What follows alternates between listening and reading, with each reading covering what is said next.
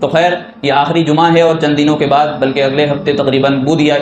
جمعرات کے دن عید کا دن ہوگا، تو اس سے پہلے جو احکام ہوتے ہیں، زکوٰۃ کے تعلق سے مسائل آ چکے، زکوٰۃ کی فضیلت آ گئی، رمضان کے تعلق سے آ گیا۔ اب جو اصل مسئلہ ہے وہ صدقۃ الفطر کا ہے، ایک صدقۃ الفطر ہے اور ایک ہے فدیہ، تو دونوں کے تعلق سے آج ہمیں سمجھنا ہے۔ صدقۃ الفطر کا تعلق جہاں تک ہے یہ ہر صاحب نصاب پر واجب ہے، ہر صاحب نصاب پر واجب ہے۔ جو اصول بتائے گئے زکوٰۃ کے مسائل میں کہ زکوٰۃ کب کب واجب ہوتی ہے، اس کا نصاب کیا ہے، وہی مسائل یہاں صدقۃ الفطر کے واجب ہونے میں لگتے ہیں، سوائے ایک چیز کے۔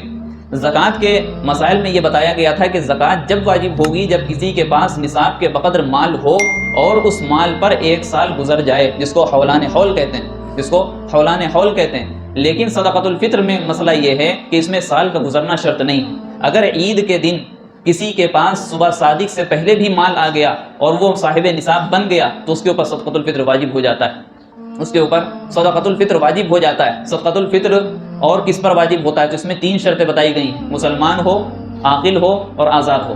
مسلمان ہو، عاقل ہو، آزاد ہو۔ بچے پر بھی ہے، بچے پر بھی ہے۔ اگر بچہ غریب ہے، غریب کا مطلب یہ کہ اس کے پاس ابھی وراثت کا پیسہ نہیں آیا، یا اس کے نام پر کوئی کاروبار نہیں چل رہا، یا اس کے پاس اس کے نام پر کوئی اتنا پیسہ نہیں آ رہا ہے کہ اس کی وجہ سے وہ صاحب نصاب ہو جائے، تو اس کے باپ پر واجب ہوگا۔ اگر وہ صدقۃ الفطر اس کے اوپر واجب ہوتا ہے تو اس کے باپ کے ذمہ یہ ہے کہ اپنے بچوں کی جانب سے جو ہے صدقۃ الفطر ادا کرے۔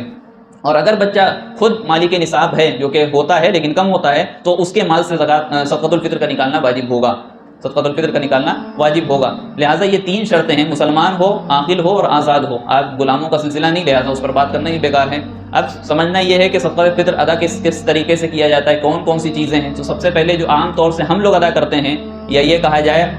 کہ سستے میں لپٹ جاتے ہیں، سستے میں لپٹ جاتے ہیں، گیہوں ہے۔ سب سے پہلی چیز گیہوں ہے، دوسرے نمبر پر جو ہے، تیسرے نمبر پر کھجور ہے، اور چوتھے نمبر پر بعض نے جو ہے منقع لکھا ہے اور بعض نے کشمش لکھا ہے۔ بہرحال اس طریقے کی چیزیں ہیں۔ اگر صرف گیہوں سے اگر کوئی نکال رہا ہے تو گیہوں کا نصاب جو ہے وہ الگ ہے، نکالنے کا نصاب جو ہے، نکالنے کا جو وزن بتایا گیا وہ الگ ہے، باقی جو 3 چیزیں اس کا الگ ہے۔ گیہوں کا نصاب بتایا ہے کہ آدھا سا نکالا جائے گا، اور جو کھجور اور کشمش منقع وغیرہ کا جو نکالا جائے گا وہ 1 سا نکالا جائے گا۔ 1 سا میں تقریباً الگ الگ قول ہیں، الگ الگ موجودہ دور کے وزن کے اعتبار سے الگ الگ چیزیں ذکر کی گئی ہیں۔ 1 سا میں تقریباً 3 کلو 224 گرام، 3 کلو 224 گرام آتا ہے، اور بعض نے کہا ہے 3 کلو 150 گرام آتا ہے، بعض نے کہا ہے 3 کلو 266 گرام آتا ہے۔ تو کل ملا کے اگر ہم احتیاط کا پہلو لیتے ہیں تو 3.5 کلو 1 سا میں ہوتا ہے۔ تو اگر کوئی کشمش سے، اگر کوئی جو سے، اگر کوئی کھجور سے نکالتا ہے تو اس کو 3.5 کلو احتیاطاً نکالنا ہے۔ اب جو بھی مارکیٹ میں ریٹ چل رہا ہے اس کے حساب سے لے کر کے پیسے دے سکتے ہیں کسی غریب کو۔ کھجور وہ گندم کا جہاں تک تعلق ہے، گیہوں کا تعلق جہاں تک ہے وہ آدھا سا نکلے گا، یعنی اگر 3 کلو 224 گرام ہے تو اس کا ہم آدھا کر لیں گے 1612 گرام۔ 1 کلو 612 گرام بنتا ہے آدھا، تو احتیاط کا پہلو اختیار کرتے ہوئے 2 کلو نکالا جائے گا۔ احتیاط کا پہلو اختیار کرتے ہوئے 2 کلو گیہوں کے اعتبار سے نکالا جائے گا، جو گیہوں کے اعتبار سے نکالتے ہیں۔ لیکن اس میں وہی ہے کہ اپنے اپنے حیثیت کے اعتبار سے نکالا جائے۔ اللہ کے رسول علیہ السلام کے بارے میں حضرت عبداللہ ابن عباس رضی اللہ عنہ کی بھی آپ کے سامنے روایت پڑھی، ابو داؤد کی روایت ہے۔ اس میں حضرت عبداللہ ابن عباس رضی اللہ عنہ فرماتے ہیں کہ فرض رسول اللہ صلی اللہ علیہ وسلم زکاۃ الفطر طہرۃ للصائم من اللغو والرفث وطعمۃ للمساکین۔ فرمایا گیا کہ اللہ کے رسول صلی اللہ علیہ وسلم نے صدقہ فطر کو واجب قرار دیا، صدقہ فطر کو واجب قرار دیا۔ وجہ اس کی یہ ہے کہ رمضان کے جو روزے رکھے گئے ہیں اس میں بد کلامی ہو جاتی ہے، اس میں فحش گوئی ہو جاتی ہے، روزے میں کمی واقع ہو جاتی ہے، روزے میں غلطی ہو جاتی ہے۔ لہٰذا اس کمی کو دور کرنے کے لیے اور اس کمی سے اس روزے کو پاک کرنے کے لیے یہ صدقہ فطر رکھا گیا۔ دوسری وجہ بتائی صدقہ فطر ادا کرنے کی، طعمۃ للمساکین، کہ غریبوں کی عید اچھی ہو جائے،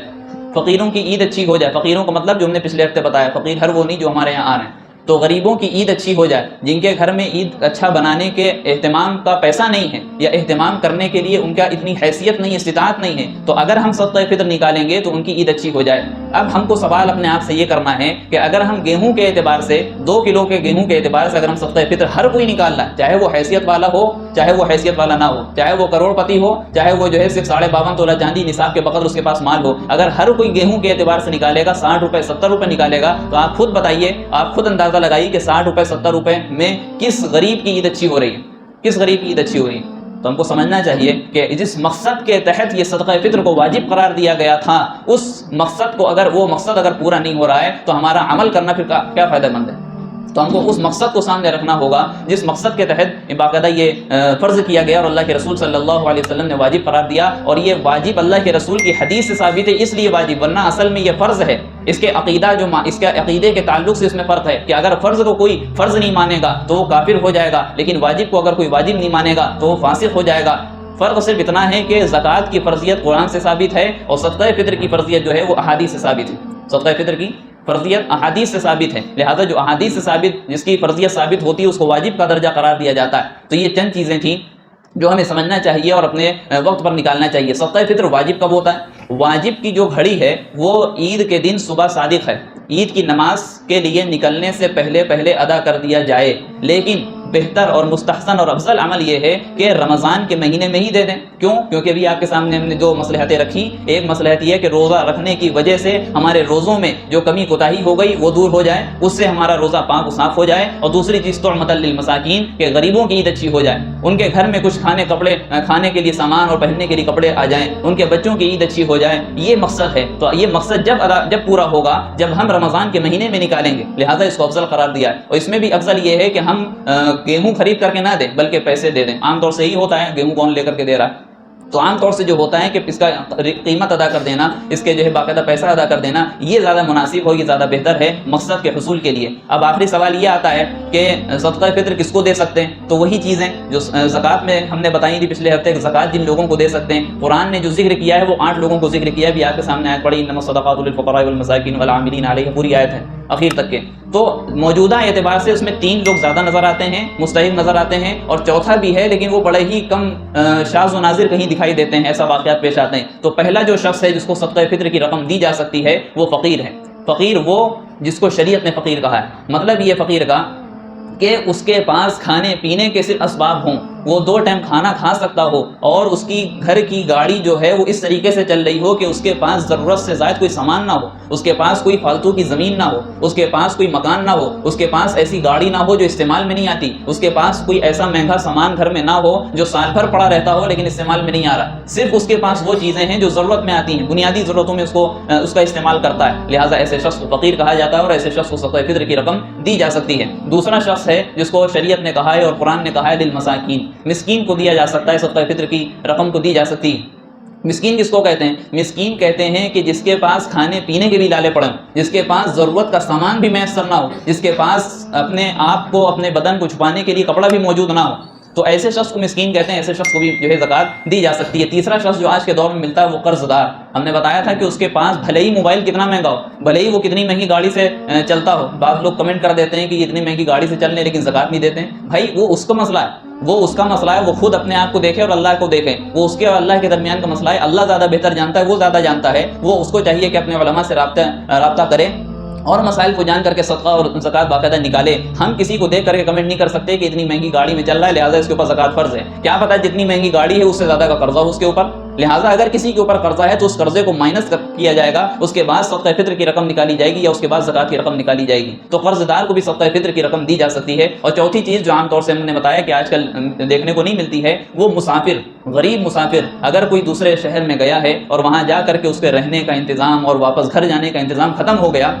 جو چیزیں لے کر کے آیا ہے وہ اس کے پاس سے چیزیں ختم ہو گئی ہیں، تو حال یہ ہے کہ ایسے شخص کو صدقہ فطر کی رقم دی جا سکتی، صدقہ فطر ادا ہو جائے گا۔ اب آخر میں چند منٹ میں جو فدیے کا مسئلہ ہے، بعض لوگ جو فدیہ کہتے کس کو ہیں، اگر کوئی ایسا کھوسٹ بوڑھا ہو گیا ہے، ایسی عمر کے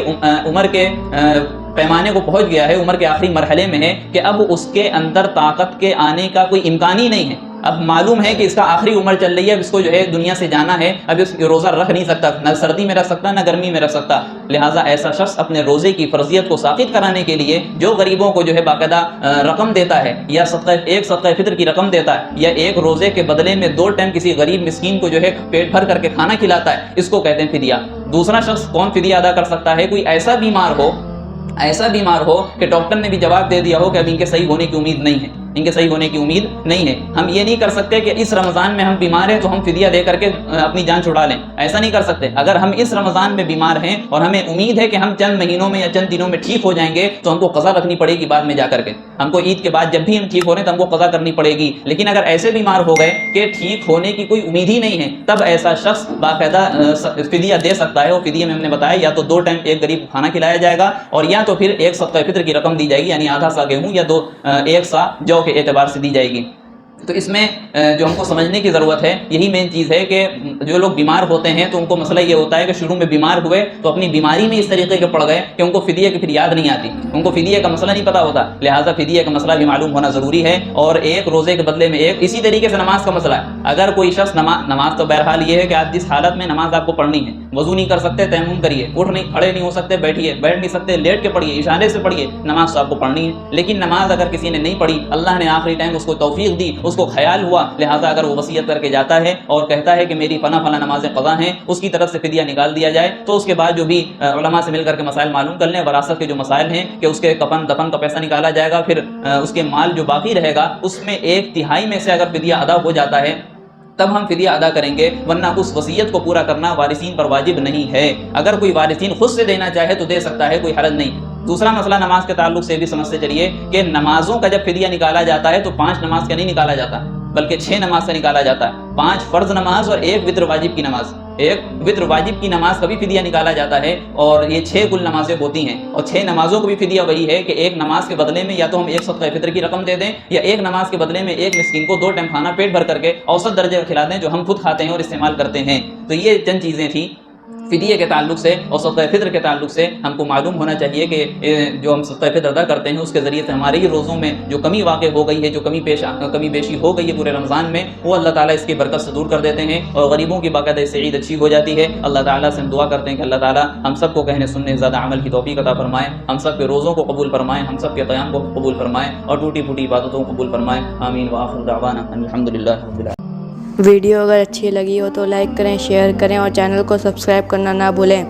اور ساتھ ہی ساتھ بیل آئیکن کو پریس کریں تاکہ نئی ویڈیو کی نوٹیفیکیشن آپ کو ملتی رہے۔